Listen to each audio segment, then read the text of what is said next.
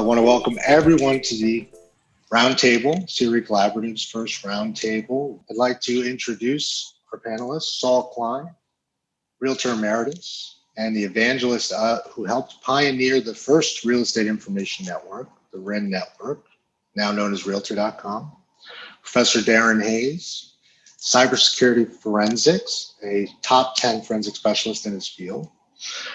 Abel, director at the Associated Builders and Contractors based in Connecticut. Rebekah Carlson, past president, NICAR, and marketing guru.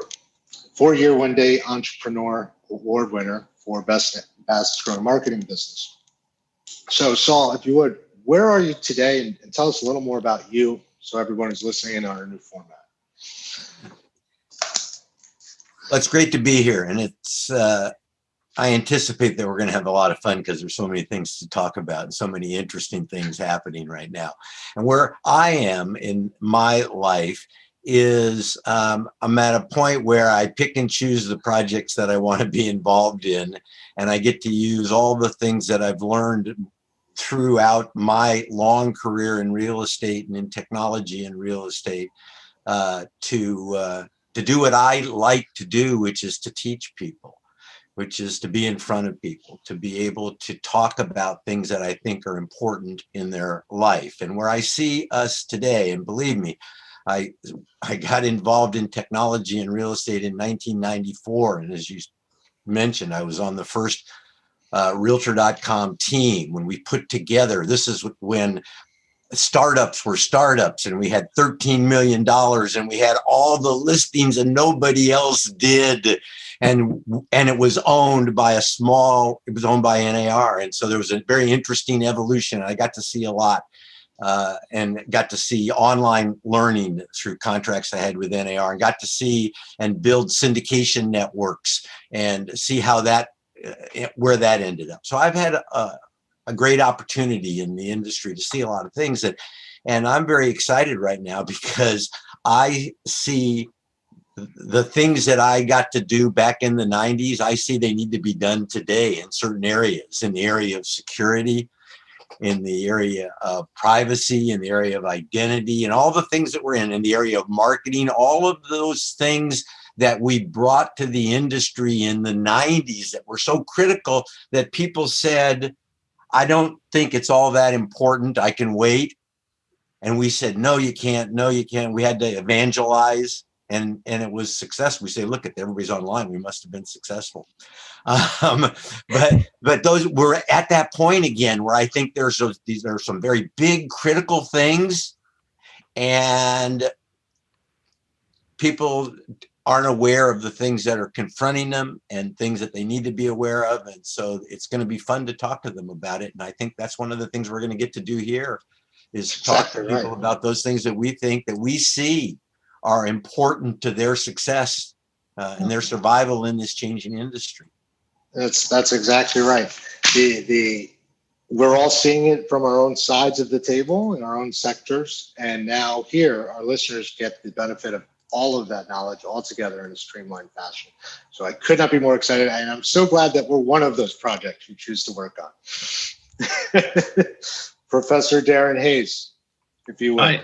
Yeah, great to be here, Andreas, and especially in the company of so many brilliant minds. I feel like I don't deserve to be here, but it's great timing, not for the best reasons, because you've probably heard a lot about what's going on in the world of cybersecurity. And I've been getting a lot of calls recently, whether it's media comments or, asked to consult on different cases. Going to be interesting to talk about, how cybersecurity impacts commercial real estate, what people should be aware of, and that topic that is at the forefront of everybody's mind, ransomware. So just a bit of background, probably picked up a little bit of an accent. That's my Brooklyn accent. No, I'm just kidding.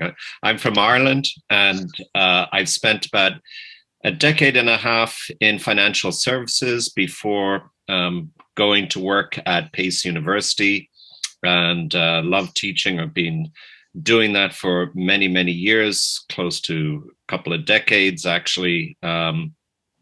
and just love the world of cybersecurity and forensics, and have a great working relationship with Andreas, and happy to be here.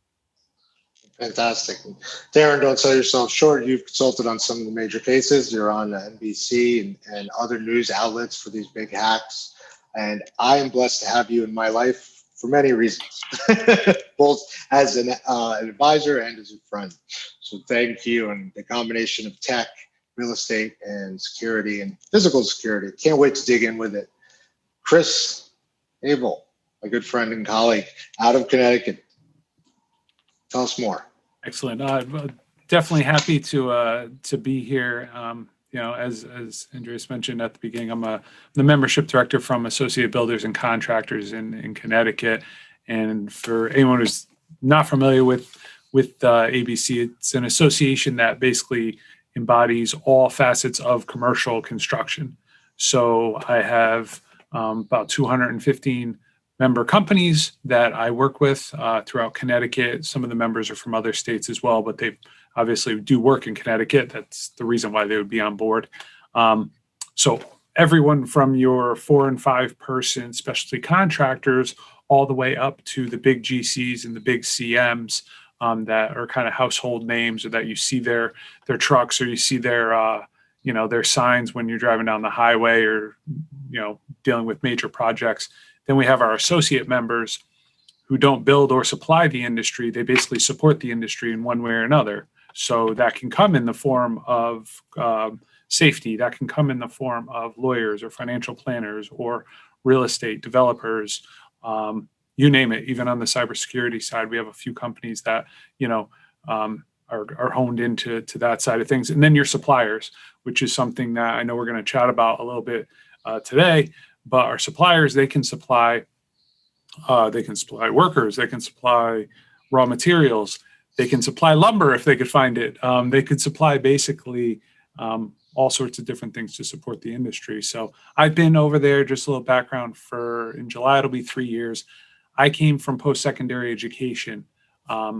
So my whole background for about 10 years of my previous life was talking to high school students and trying to push them towards the trades and trying to push them towards careers over jobs, whether it be military, whether it be college, or whether it be trades, just not going out and just finding some sort of random job and thinking that they were going to make all the money in the world. So I'm definitely happy to be here, and definitely happy to join up with all of you folks to have a good discussion tonight. Thank you, Chris. And so on top of land sits everything. Your group helps build it. Darren's group specialty helps protect it, because it's got to get built and we got to talk about it. Saul knows the ways in which it's been built, marketed, and so forth, past and present. And Rebekah Carlson, how do we market today and into the future? Tell us a little more about you. It's great to be here with all of you guys. I am just so honored to be included. I'm the founder of Carlson Integrated, my own namesake company that my husband teases me is actually his namesake company.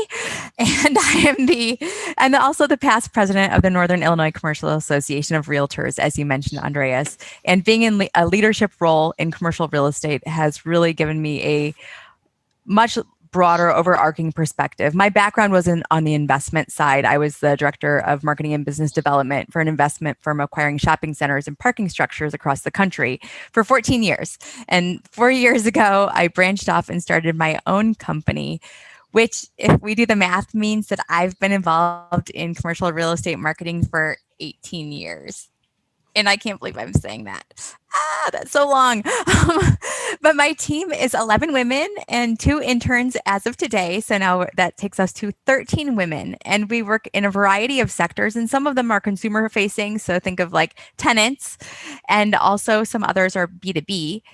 And a huge part of our practice is working with investors and brokers across the country, as well as professionals related to real estate, whether they're in law, mortgage brokerage, business brokerage, or consulting. And as a complete one-off, Darren, I actually work with a young lady named Kyla Guru, who is a cybersecurity expert for Gen Z. So she started her cybersecurity education practice in 9th grade. She just finished her freshman year at Stanford. And she has been speaking internationally on cybersecurity for years, which is mind-boggling because, she's 19. My entire marketing career has been her entire lifetime. So I would say, Andreas, we are seeing this tremendous movement for companies. Over COVID, our company actually doubled because companies recognized their need for this robust online presence. They recognized suddenly that they needed to be out there.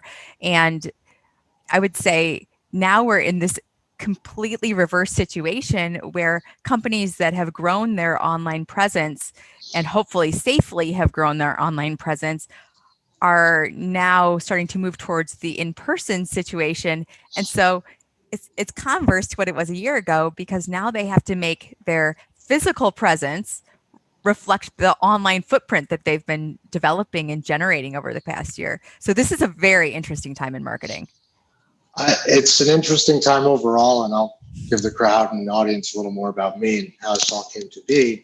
As a third generation real estate developer, I was born into this business. I had all the keys to the right doors, I knew the right hands to shake, but I, like many, used technology. It was walking around with the original iPad growing out of my arm. People would joke, but I was taking business from my betters because I was on that bleeding edge using that tech. And that's how I got to meet all of you, growing my business. And then I eventually jumped in. I've been licensed broker 15 years now, 3 states, 400 agents in 15 offices with my partner, Rick Higgins Group, running our commercial division dedicated to CRE Collaborative and other technology platforms. So I could not be more excited to bring everything that I hear from my week through all of you and others together into a formal call like this monthly, where we can share with the industry in a way that makes sense. So let's see if we can do this well. Saul, you had some notes and ideas, as I understand it, about all the government funding, what's happening with the housing crunch, and under everything is data. I just give you 3 of them as a softball. As Becca just said, we're going to touch back with her on how marketing, we switched from all digital marketing, a personal brand, to now in person, to, oh my God, what are people doing related to this housing crunch with their data? And what does that mean for the industry, residentially? So this data conversation really is a conversation for the world. Yes. And it's siloed and it's unsiloed. It has all these different aspects to it. And so how do you lay it out and even begin to talk about it? But it's critical to what everybody's interested in. We started out with this acronym, OSPIT. OSPIT, when people are talking about data, because it's like, what does that even mean? Well, it's like a bundle of rights, like ownership. So it's like ownership and security and privacy and identity and transparency and transferability. So data is all those things, and it's how you assimilate it and how you look at it and how you master technology and technology power. And what's happening in the world is people are now becoming a little bit more trusting of and moving from, I heard this great phrase the other day, intuition to data. And so they're using, and data is being looked at and utilized in a lot of different ways. And so now people are seeing that there's value in it. There's value that people never thought about there being in data. There's value sometimes in data when it's coupled with other data, because without being coupled, there's all of these new areas that all revolve around data. And so I would take the old realtor theme, under all is the land, and really today it's under all is the data, and all the plays are data, and everything is data driven. And and we can take this right down into, and I look at what's happening with the government. Government spend a lot of money. I happen to be involved in real estate, commercial real estate in San Diego, bought a great piece of commercial real estate in 1978 in San Diego, and I still own it. And I own it with, and we did great during COVID. It's a coin-operated car wash in what was the busiest part of the city at one time. So the trolley line used to run. So we bought this thing years and years ago. And then right after we bought it in 78, we bought the little house next to it and we created a real estate office. And there was 4 of us and we all were brand new real estate brokers, if you can imagine, in 1978. And some guy from the city came in and he explained that he was a consultant. He had been hired by the city and he wanted to teach us how to create a business association and then how to create a business improvement district so we could get assessments on people's business licenses, so we would have funding, so we could create programs and get matching funds from federal block grant financing so we could revitalize this particular part of town. And to us young real estate, this sounded like a great idea. And we had capital improvements. The streets were redone. We had to choose the types of bus stops. And you know what? No one wanted to participate. But I actually saw this whole thing, and street fairs. We had this first street fair. And so all of this stuff came out of figuring out how to, and why was the city interested? Because it increased the value of the property, increased the tax base, more revenue for the city. So they actually were these plans to go out and teach people how to, but you had to get people involved. So today, if I'm a real estate broker, I know money's going to start raining from the skies. And there's lots of different money for whether or not you agree or disagree. And there's going to be waste and all of that's going to happen. But there's going to be opportunity created for people who look to see where those opportunities are, how to utilize the data, how to give themselves a presence, right? How to protect themselves and do all the things we're talking about. But to me, we're at this brand new, it's a beginning. And I think there's a listening. I'm hoping that there is, and that we want to pry that listening open so that people start to see the things that are important and can start to take advantage of this whole next step, the next internet, right? The next web. Right.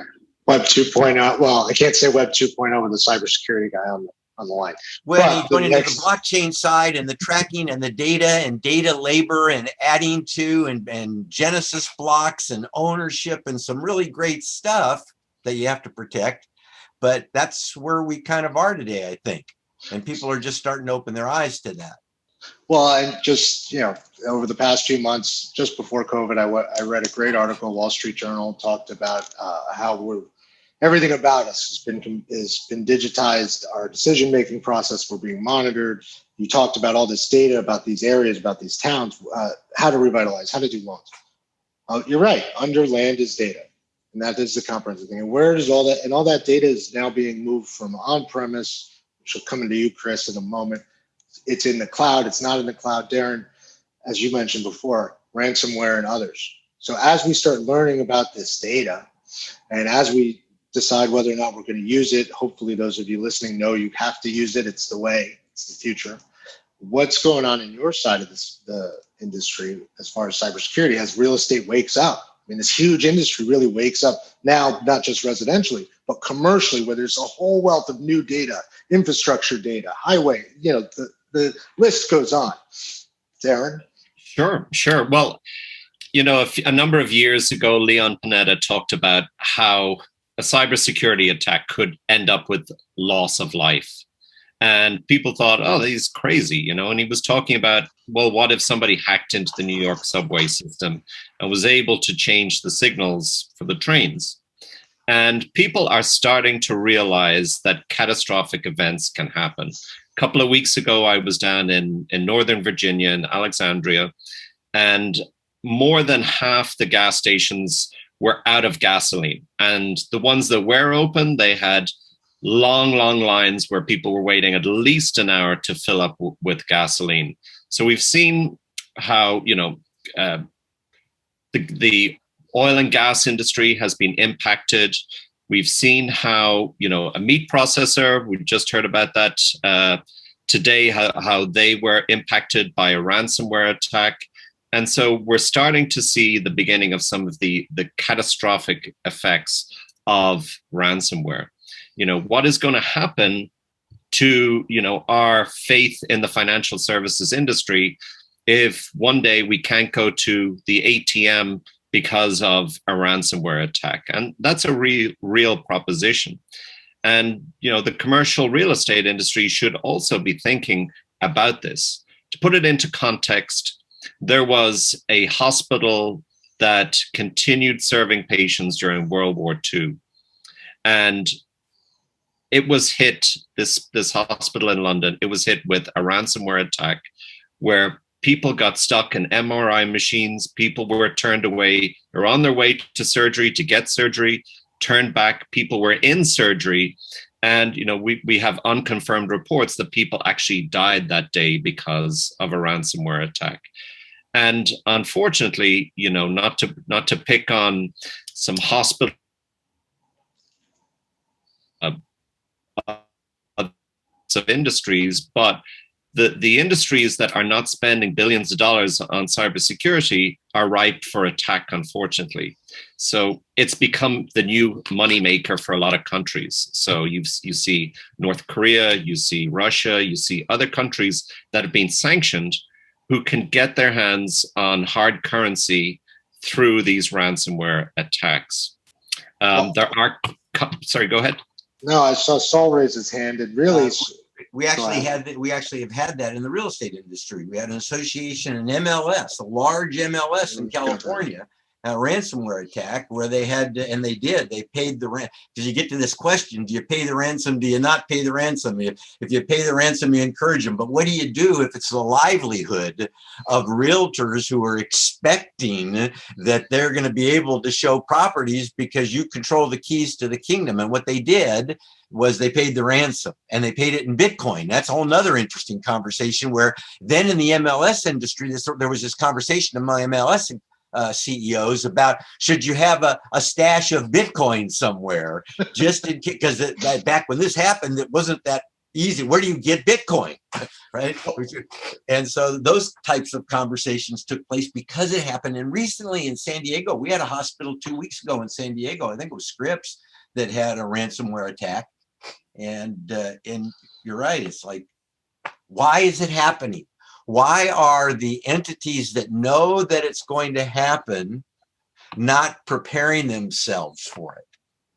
Sure, it's a very good question. And, there are a lot of companies that could do more for this, but they're not in the mindset of cybersecurity. They're not thinking about this. I have worked with one company who actually said they were going out to buy Bitcoin because they were going to prepare for this. They were going to do a tabletop exercise where they were all going to have PR people, they were going to have people from accounting involved, simulating a ransomware attack and how they were going to pay the ransom with Bitcoin. So that is one of the trends that's happening today. It is industries, though, that we're seeing these. First of all, a lot of these are connected politically. So when we hear about greater tensions with certain countries, we do see an increase in attacks. And so many of these cyber attacks are sometimes couched as software glitches, where an airline goes offline because of a software glitch. And we know that many of these are actually state-sponsored cyber attacks. But the commercial real estate industry, unfortunately, during the pandemic, has already been a victim. Commercial burglary in New York City is up. Companies are putting information out there on their website. Our offices are currently closed, but we're working remotely. And so people know there's a vacant building there, and people can, get onto that Wi-Fi, and they can, launch their cyber attacks using your IP address for those cyber attacks to anonymize who they are. So this is where we are with these types of attacks. And, the investment in cybersecurity is really, really critical. Merck, for example, because of being attacked with NotPetya ransomware, it caused the delay of drugs. It caused the delays in delivery of drugs, research, cost the company, it's estimated $1.3 billion. So huge amount, and companies need to think and plan ahead, especially as we're hearing about all these ransomware attacks. What are you going to do? So dangers are on the rise. Technology's on the rise. Data's on the rise. Chris, what about the buildings that house all these things in your side of the industry? What burglaries aside, what's going on there? I know supply chains and otherwise. Go ahead. Yeah, absolutely. And just to touch back on what Darren was speaking on, we had recently, one of the members I deal with, one of the surety companies, were definitely a victim of a ransomware attack, and it completely affected large amounts of money. I mean, I don't have the privy to have the actual information handed over to me with the numbers, but it really put a stall on some major projects on the infrastructure side, and especially on that commercial side. I mean, it's anybody at this, any of the panelists here, Darren, of course you count, but I'll raise my hand. I know someone recently ransomware attacked. Has everyone on this call know people? Yeah, Darren, you get called on these things. Rebekah, I'm sure you do too. So back to you, Chris, and then over to you. Yeah, so that's just something that I've kind of dealt with recently. We start getting calls and people start asking about cybersecurity firms and things of that nature, and you kind of wonder what they were doing before. That's where I rely on someone like Darren to say, Darren, I don't know much about this, but what was this company actually doing? And you start learning more about it. But yeah, as far as what I'm seeing out there, and I'm talking to contractors pretty much every single day, and everyone kind of has heard about the different the shortage in the materials, or the supply and demand chain completely being disrupted. And not being able to get their hands on lumber, and not being able to get their hands on all sorts of different things to get these, to get these buildings built. I hear it on the commercial side, where the first thing I start hearing is, that the inflation in soft lumber and not being able to get it has to do predominantly with, everyone on the residential side has basically been cooped up for a year, and now they're buying up all this stuff, which is just, not that there's no truth to that, but there's other things and other items that are involved with that. Further down south, there seems to be plenty of wood out there, but they know that the supply might be there, but the demand is much greater. So we're starting to see inflations of, anywhere up to 70-80% on soft lumber.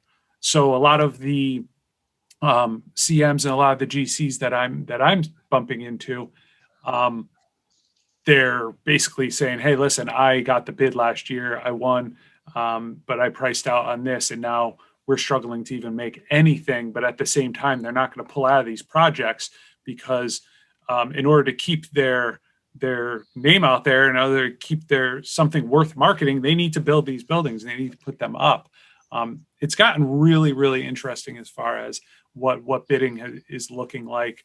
The association that I work with, we have a very specific kind of platform, but we always hear stories from our members and from the industry, and some of the stuff that's coming along, everyone's fighting tooth and nail with their bids. There's a lot of people that, again, they might have gotten a building awarded to them a year ago, but now they're just hoping and praying that it's going to be able to they're going to be able to hold out with the supplies that they have. It's intense. And then the electrical side of things is just kind of a whole other ball of wax, because when it trickles down to those subs, the subs can try to go up to the GCs and the CMs, but those GCs and CMs those numbers are already in. So they don't want to basically hear from those subcontractors. And now you're talking about a whole different ballgame, because you might have somebody that's not the big player that is just trying to, feed their family. Can't cover. They can't take that hit like maybe someone with the bigger, revenue stream, or multiple revenue streams. Doesn't that lead to maybe a conversation around a spot market, and then a futures market, and maybe people at different levels of business now need to take into account spot and futures markets for financing and liquidity, but it's okay because the technologies today, provided you protect what you have, can be driven and people can have these capabilities to make decisions where they don't get stuck in those kinds of binds that they used to be. Absolutely, Well, absolutely. And data will help with all that. But to me, and Becca, we're coming over to you in just a minute. It sounds a lot, Saul, like 1994, being a realtor and having this guy show up and throw all these brand new things at you. I mean, we're back, as you said earlier, to the wild, wild west of how do we do it? Let's figure it out. Let's start over. Let's do better. Hopefully, with the guidance of some lessons learned from history. And to do all of those things, we have to get out to market, which brings us to Becca. And awareness for all of us is a big thing. Promoting our knowledge, our experience, our services, all of it. So what is the industry doing from where you sit? And then we'll jump back into this free-for-all, which is great. Well, I actually had a question for Chris. So, and that's in the past few years that you've been really managing all of these relationships within your organization, have you seen an influx of development geared towards data? I mean, is the data industry as a development product growing? And I can only assume that if it is growing, that the shortages that are being experienced within the market are very much, are impacting their ability to grow and expand and furthermore protect the data that they're housing. I've seen a large amount of it kind of growing. I've seen a lot of companies, the ones who are kind of on top of this type of stuff and the ones who have taken advantage of data just in general and just really broken things down and analyze things. Those are the ones that when I call and I speak to them, or if they call and I start asking them how they're doing, it's almost like things are going great. Things are going fabulous. And then I see a lot of others that are kind of scrambling right now to figure out what they should be using, how they should be using it. And they're starting to go back and kind of rethink their investments over the past 5, 10, 15, 20 years. Just like everything else, the industry is just, all I hear from the people I talk about is how it has changed so much. And there's the handshake and the loyalty of like, oh, I know this person, so they're going to work with me. That was like a really thin line. And it's gotten thinner and thinner. And now, since kind of COVID over the past year, it's kind of like, listen, it's numbers. It always was numbers, but now it's like, listen, I got to be able to take care of what I got to take care of. So the ones who are investing and keeping an eye and taking advantage of the data that's out there and listening to some of the economists, and not listening to one economist either, actually listening to a broad spectrum, I see them kind of doing well, and they can, in the future, Andreas, you can hit me up to get a couple of those companies involved on these. But the ones that aren't, some of them are scrambling, and then some of them are just completely, flailing. You call them, and even the conversation is very kind of like, yeah, we're struggling. And nobody I deal with, they all have these egos. They don't want to admit that. So if they're admitting that, it's real, and they're looking for some real help. Well, we'll take it outside of real estate for a moment. You look at Target and Walmart. Target was already had a great online app. They'd already spent a lot of money getting online. COVID hit, they were fine. The paradigm shift of COVID for the world, they were already headed in the right direction. I've spoken to a lot of people, and many of whom will tell you, Marcus Millichap, the top guys at different firms, all COVID did was accelerate things. Well, yes, and a lot of businesses are doing really, really well, but to Darren's point, to your point, to Bec's point, a lot of things are kind of now changing so much. Now, companies were doing great 12 months, 8 months ago, but now how do we re-enter and readjust? And what's this new reality? Because nobody was prepared for that 18 months ago. What does that look like? And Saul, I'm sure you're itching to talk about the different digital and blockchain stuff. But before we go there, what is, if I may, the government doing for funding, and how are they helping us in this futures market that you started to touch on it? What's going on there?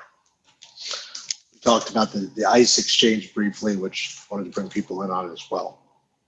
Well, so the one point that I was making was that we know that there's a huge budget working its way through Congress, and a lot of money is going to get spent on a lot of things. And there's the comments around infrastructure, of which real estate is a piece of this. And so money is going to be deployed into the real estate marketplace. And if your job is real estate, if you're a real estate professional, this is something that you should pay attention to. And how do you differentiate yourself from other people in the marketplace? You look at the data that's coming down, and like I'm in San Diego, I would go to an organization called SANDAG that combines San Diego governments, and look at the data and look at what money's coming down. Where is it coming down? Is it earmarked for what neighborhoods, for what kind of projects? And right, that kind of information. And if I were selling commercial real estate, my clients that would have an interest, I'd try to get that kind of information to them and find properties that fit whatever their objectives might be. But that kind of information is out there today. And so what is the government doing? Well, the money's coming. Where is it coming? How much is coming to what area? I don't know, but that's what's going to make one realtor, one real estate professional money, and another real estate professional won't make the money because of some of that knowledge around the capabilities that are going to come from that funding, right?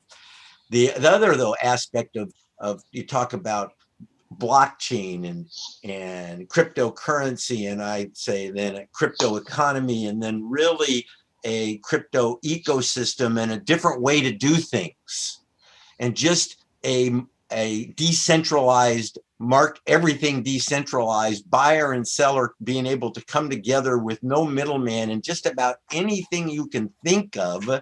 And it's hard to comprehend that ability to do that. But I've been playing around just for the fun of it with Coinbase.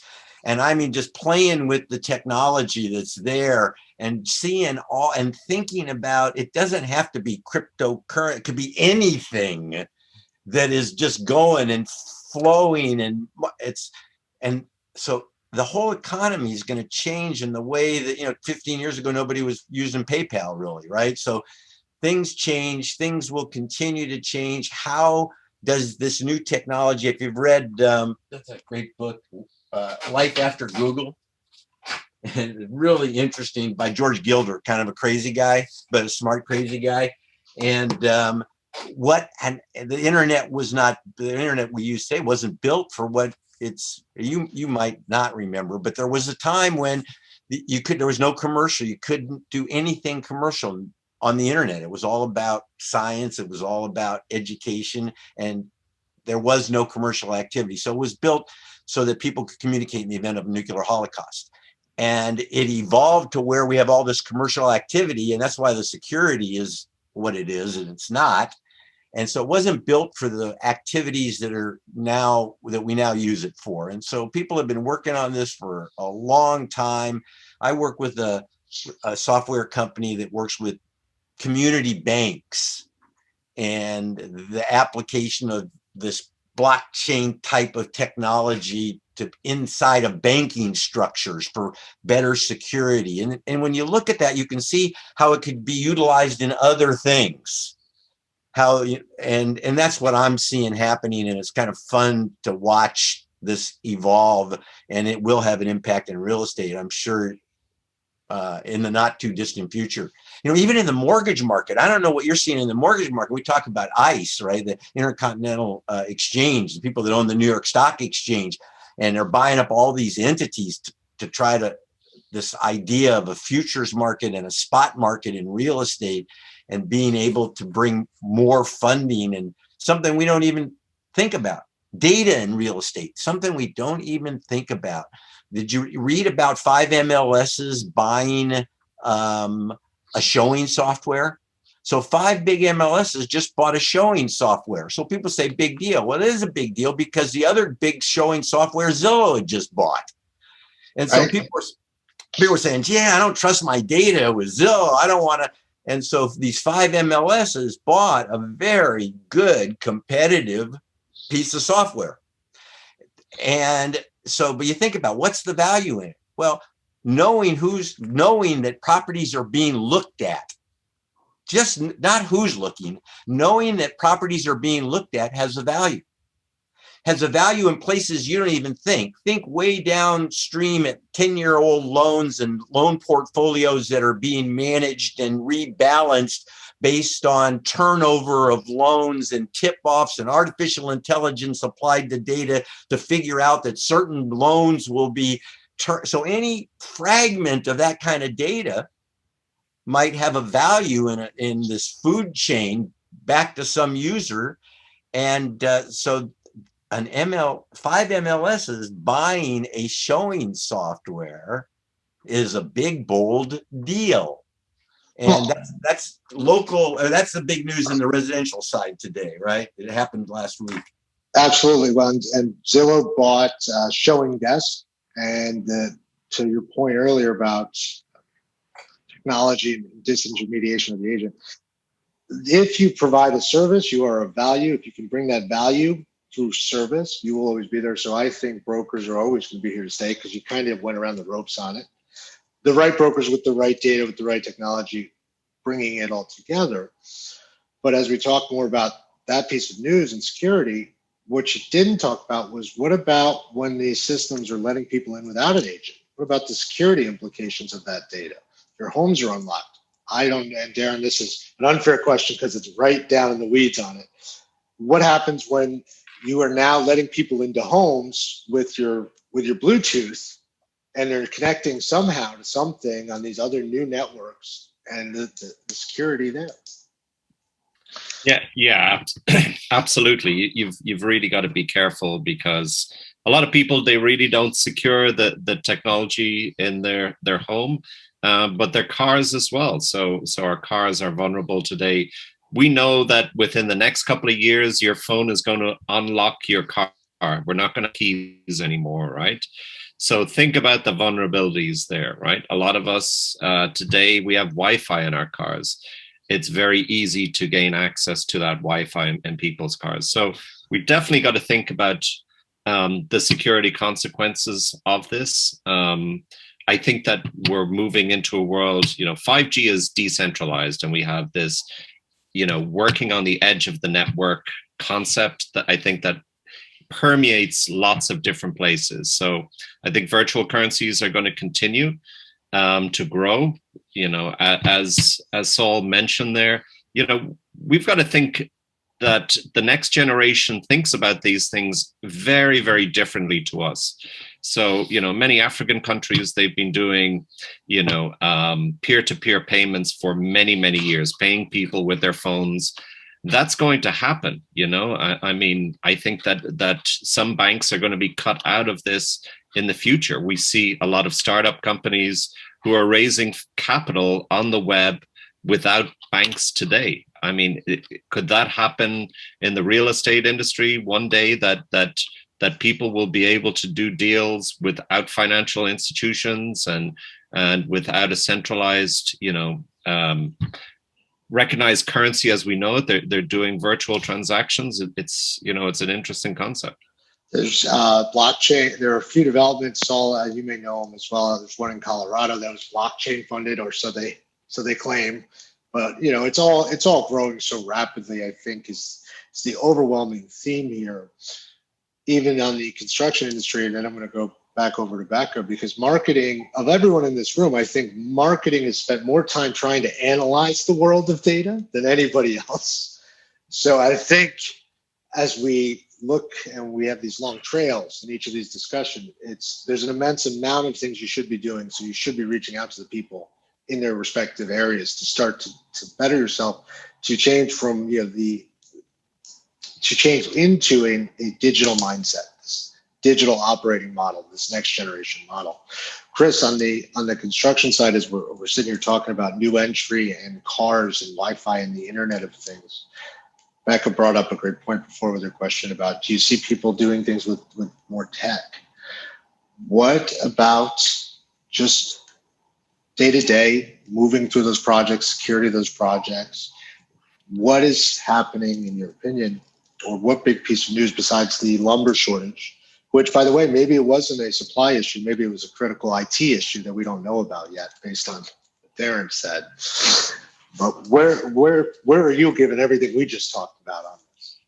Well, You know, what's interesting is, I mean, we don't hear too much, you know, where I am, I don't hear a ton about it in my particular position until I start getting out there and talking to some of the, talking to some of the contractors. I know, you know, we talked about the supply shortage, the way contractors are going about trying to get their hands on certain things is starting to change. I'm starting to get more questions about cryptocurrency and different things of that nature because they're trying to buy stuff wherever they can get it. And they're willing to take risks and things. And these are things, again, a year ago, I wasn't even thinking about this. And then someone calls me and they start talking about, have you ever heard of this place and I'm like, well, why? Well, I see that it's coming from overseas. They're saying this and they're taking on, and they want Bitcoin. Bitcoin. Yeah. And I'm like, I'm in a whole other spot, in a whole other realm. And tell them not to do it. Yeah, that's it. But, as far as the technology side, I mean, we see a lot of the contractors I work with, trying to,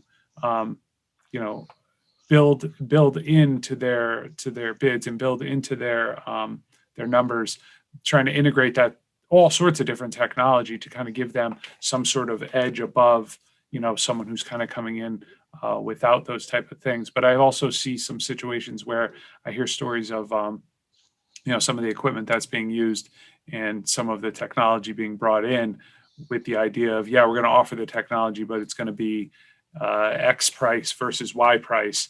And it kind of falls back into that, you get what you pay for type of situation. So the future will see what happen. We'll tell what's going to happen with some of these items that are going up.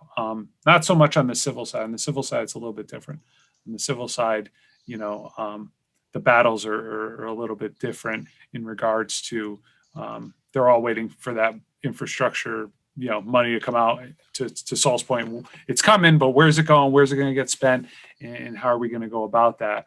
So I do, but I also see a lot of companies trying to reach out and get more into the profiles. We talk about this all the time, and get their digital profile, matching their physical these days, and starting to talk to marketing companies. Some of the companies who didn't even have a website are starting to, think about, like, I'm so far behind that I don't even know where to start.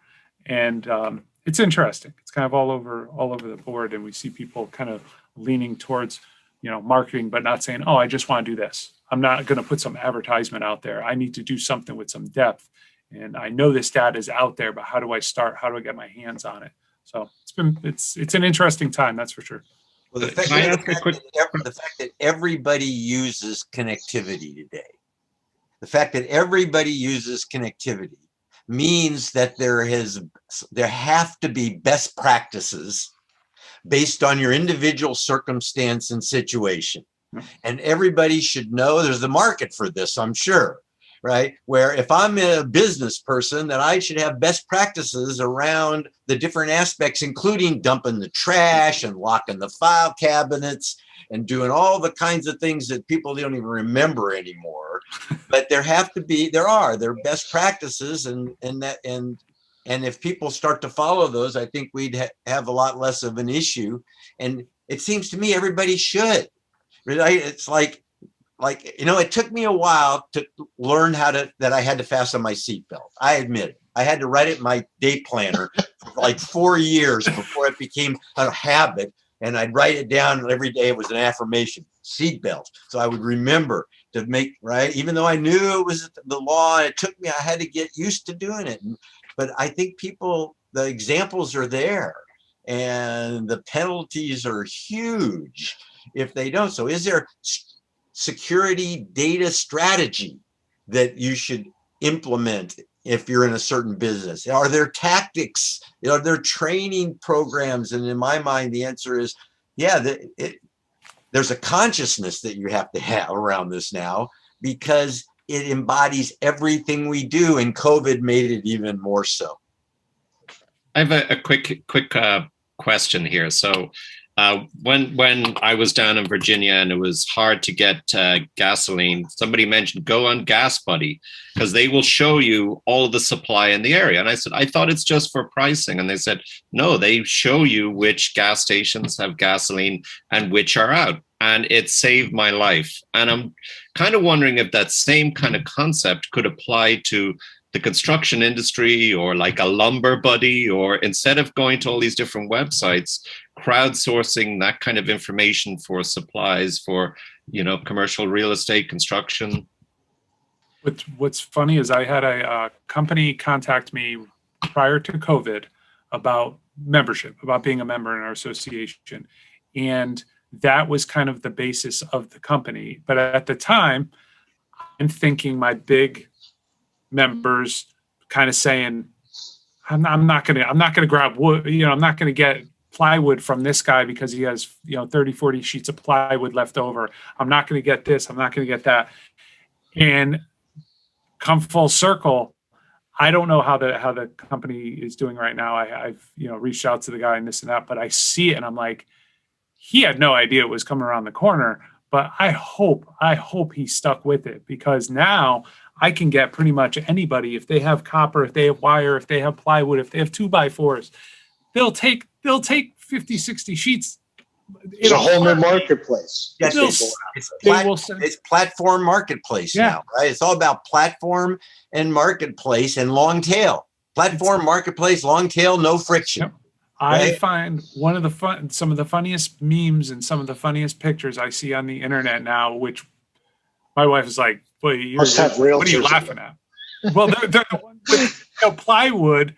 There was a Porsche. I saw a Porsche in a garage or a storage unit next to about 3 sheets of plywood, and it was something along the lines of, "I cannot believe the treasure that this person found. Oh yeah. By the way, this guy needs to find somewhere to dump this car also." Or you see these things where they're, I saw a little vial or something where someone put sawdust in it and they made some meme in regards to, how expensive, plant this in the ground and it might grow wood or so, stupid, silly stuff. But it's just so funny to see. I'm glad, Darren, you mentioned that, because I need to find out what this guy is doing that I bumped into last year and see if he stuck with it or not. Well, that brings us supply and demand, data, knowledge, the ability to act on said knowledge to create these marketplaces. And then to do it and all of that, you have to be able to push yourself out there. So everything is tradable. It's true. Everything is tradable. There's a value to everything. If there's a marketplace and the capability, everything is tradable. And we're just starting to figure that out. And the kind of the hook is the cryptocurrency thing, because people got an interest in that. And but as you start to play with that and you start to look at it, you can see that the whole world is changing. And you're right, Darren. The rest of the world, they've been doing this for a long time. Barter is right and trade, but now this peer-to-peer stuff it's amazing. And with blockchain technologies, that just fascinates me. There's a behind to every seat, as I was told when I was younger. Just got to know how to market it, right, Rebekah? That's well spoken, Chris. Marketing in and of itself. You've been crunching data far longer than the rest of us, I think, with getting people and getting awareness on certain brands. What is the big news in your space as it relates to the growing conversation? So marketing continues to change, and I really think that the biggest conversation in marketing has to be trying to solve where that intersection of monetization and privacy/security lies, because it's like a moving target. It's always like a little bit closer here, a little bit further on making money. And then the government says, oh, heck no. And then we go a little bit further over here over privacy and security.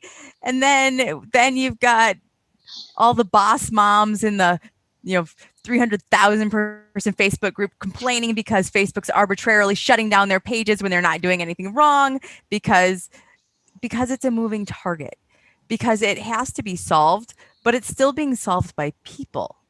The reality is that AI isn't solving this.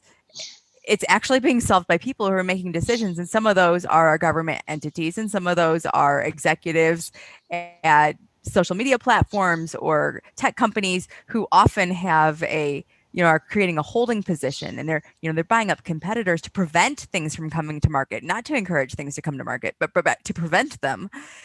And so the biggest construct and the biggest friction, I think, lies in that space. Because as a marketer, of course, we want as much data as we can get on our target audiences, not because we want to do anything unkind or cruel, but because we want to be the most efficient marketers possible. So you want to be able to follow what they do. That's why there are things like lookalike audiences that are created. So, But Rebekah, that's privacy. That's a huge point, because with what you do, you think about the aspects of privacy, and surveillance capitalism is what they refer to it as, right? Surveillance capitalism. And so all this stuff gets funded because everybody gets to know everything about us. And so why and what are the limits? And so, this is important, I think, to business. And was it GDPR and CCPA, the California Consumer Protection Act, and in Europe, and companies and businesses need to be looking at those laws and modeling their best practices and moving forward rules around these different laws that they see coming into place. I don't know if you have read Sanan Aral, MIT professor, great book, A Hype Machine, and they talk about all these different aspects of privacy and portability, and what do you leave behind and what do you not leave behind. So there's so many open questions in the area of but right now marketers collect all the data you can, right? And people will give up the rights because they don't pay any attention, so they'll give you the rights to the data.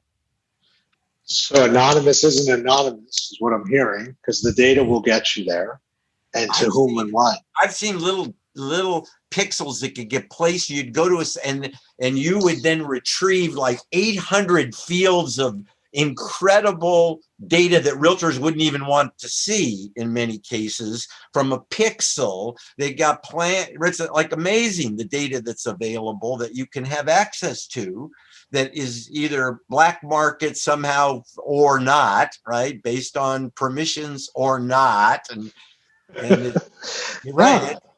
Your profile's out there for sure. Right. And Darren will tell you that you log in on one thing, it's going to log you into other. We can go down this road, which is a lengthy one.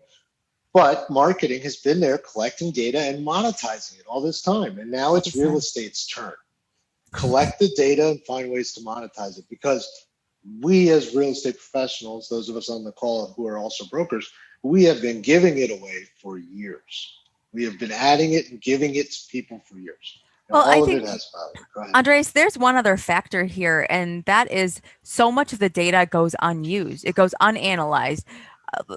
Take a very basic example of sending an e-blast and looking at an open and click report. Are you following up with the people who clicked because they might actually be interested in the property? Like, what broker is taking that analytic step to actually close a sale? And I find that with the emergence of so much data, that people actually using it to their benefit has decreased from my perspective, because they're not really sure what to do with it.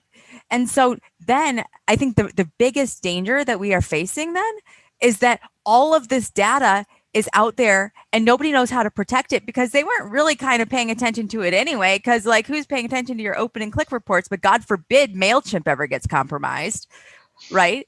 So there's this strange kind of situation where we're gathering data and maybe not using it, and the only people who really know how to use it are bad guys. Well, and there's this, I call it exhaust data. There's data points that people don't think of. Like, would it be valuable to somebody to know in the 92123 zip code how many properties got shown in any particular day over a period of time? That data combined with other things could be worth a lot of money to somebody. Now, who has access to that data? The realtor community does. And so when we talk about data in real estate, we're talking about how many square feet and how many bedrooms and baths and all those other, that's a piece of it. But there's all these other things like who goes to look at it, and when do they go to look at it, and right, all that kind of data that has huge value that nobody's taking advantage, or some people are taking advantage of. Back to your point, Rebekah, who is able to take advantage of it? That's the question. And it should be, in my mind, that it should be to the benefit of the people who are laboring to create it.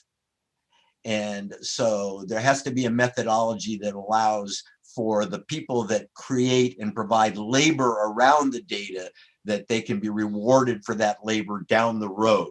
And I think those technologies are here. I think it's all happening. It's just a matter of time. I think in most cases, people's wildest dreams are not wild enough. Well said, and very true. I have read every book you've recommended has been fantastic. But to the hype machine point and the world we're in the wildest dreams, I believe it's Facebook. They've got a machine that can literally read the words you want to type out of your brain, put it on the screen. It's in California.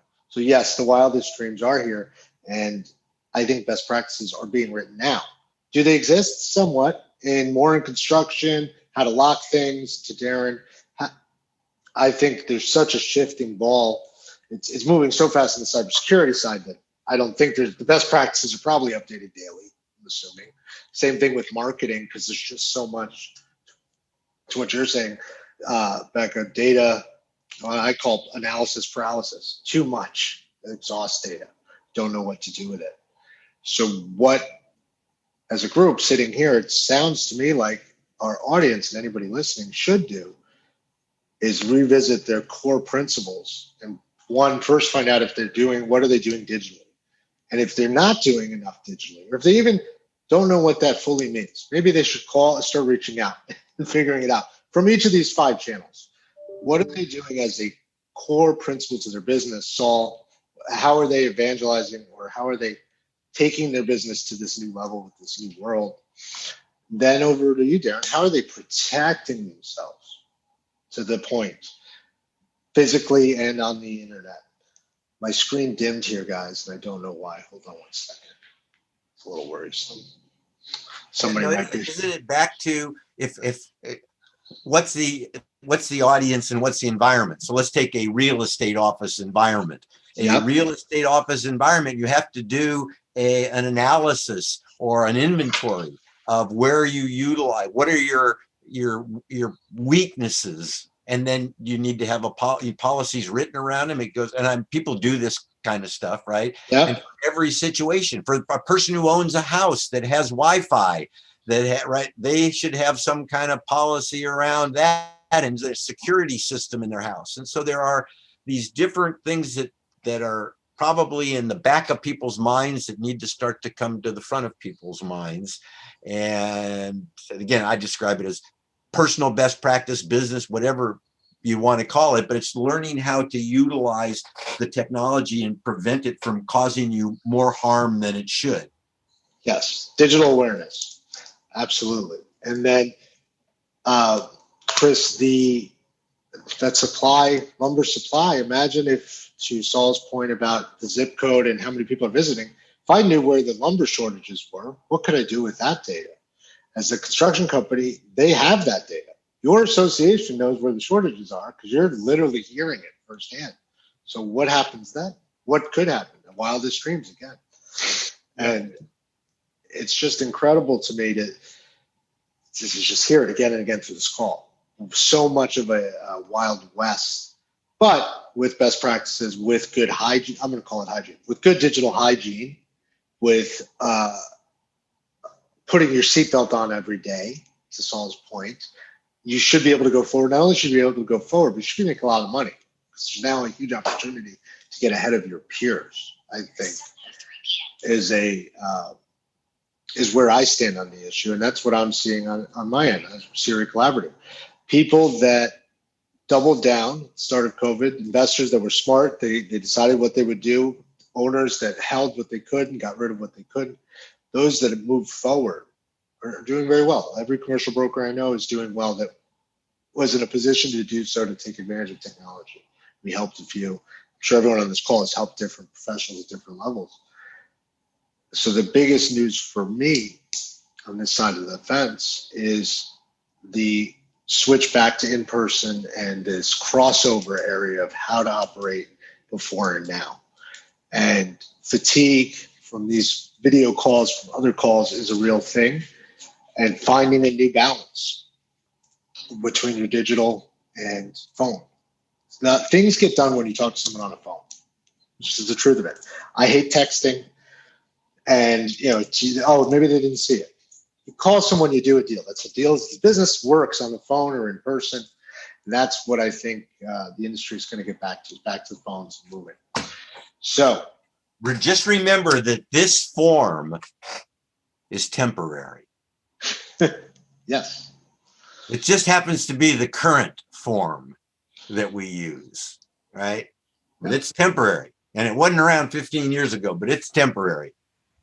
My wildest dream's not wild enough to what it's going to be at some point in the future, but it won't be this. I love it. With that, and let's go around. Is there any best or one thing from each of us we could tell to the audience that they should be doing from your sides? I gave you mine, my overreaching one. I even jumped into each of your shoes as best I could, but no one could fill the shoes of each of you on this call as clearly evident throughout this conversation. Saul, what am I doing when I stop listening today? Besides going, how do they reach you if they need you, given what you do? Yeah, we're relaunching our site called The Data Advocate. So we're in the process of bringing the dataadvocate.com back because we believe that the time is now to be talking about these things again, and we're going to be talking about them there. So if anybody wants to or you can send me an email, saul@bettercallsaul.realtor. That works as well.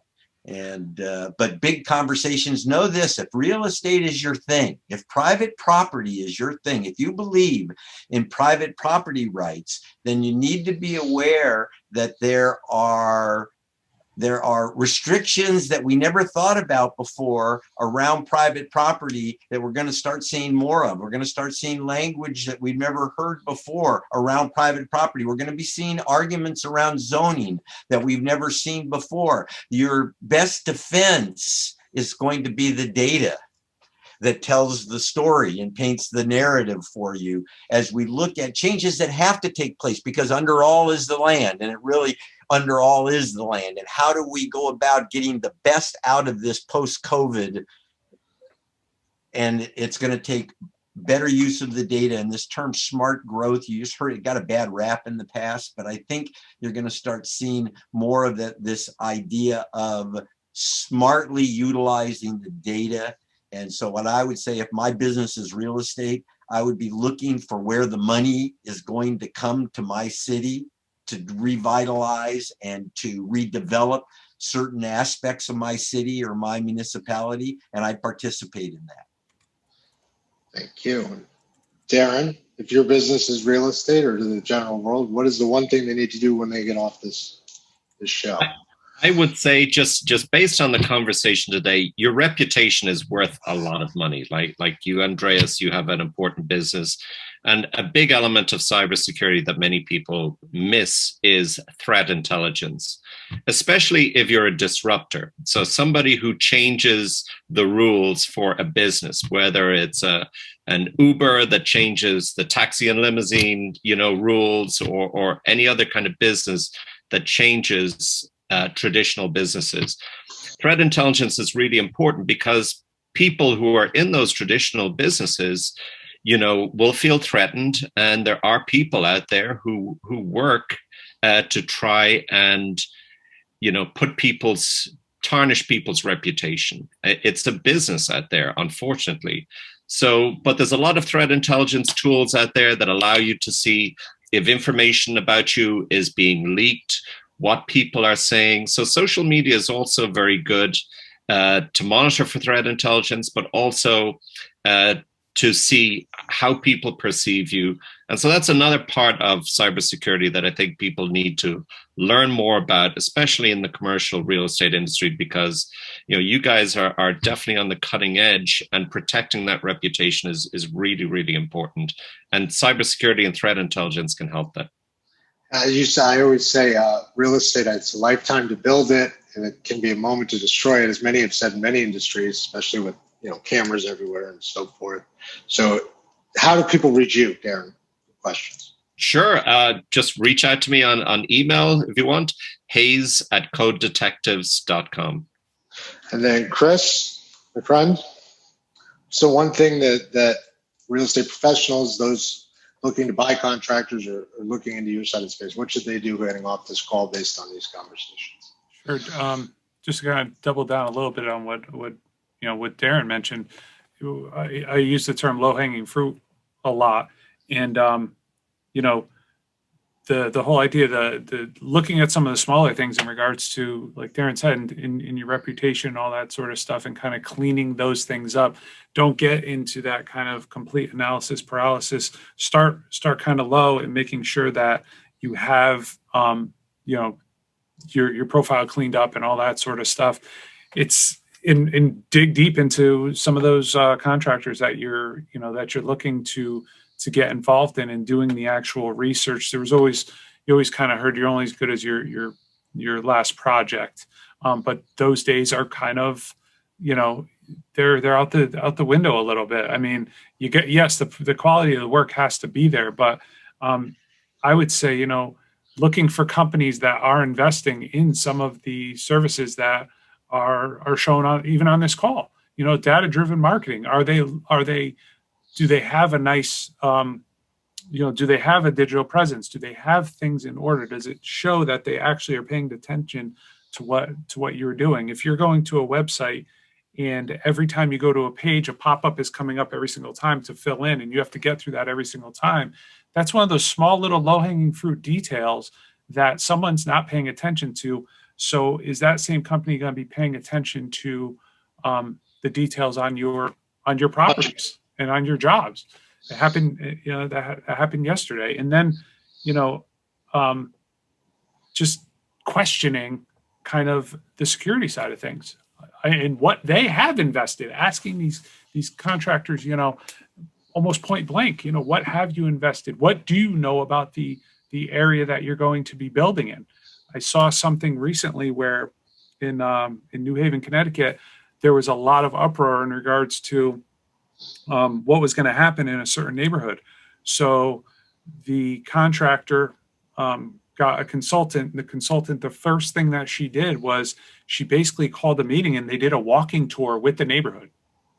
And it was the greatest way to build trust. So the broker was there. Anyone who had anything to do with the property was there, including the contractors, but the neighborhood got to meet with them, so they weren't disrupting what was going on. They faced all the questions right away. So I would say the biggest thing is, when you're looking at these contractors, it's just ask the questions. You don't want to be midway through a job and start questioning why this is happening or why that's happening. Really dig into the companies that you're choosing. Where 15, 20 years ago, hey, he's a good guy. It's, you should use it. Okay, fine. And then, it disrupts relationships. Like you said, it could take a long time to build these things up. It can only take one weird situation to kind of take down a whole area. So. And with that, Becca, marketing side, you're in the shoes of real estate and marketing, and you now know our sides pretty well, certainly. Given the conversation, what's the one thing we should be doing if you're listening on this call after this call? So I'm normally all about relationship pieces of it, and I think that this some way translates to that. But I would say first things first, take inventory of where you're collecting data right now.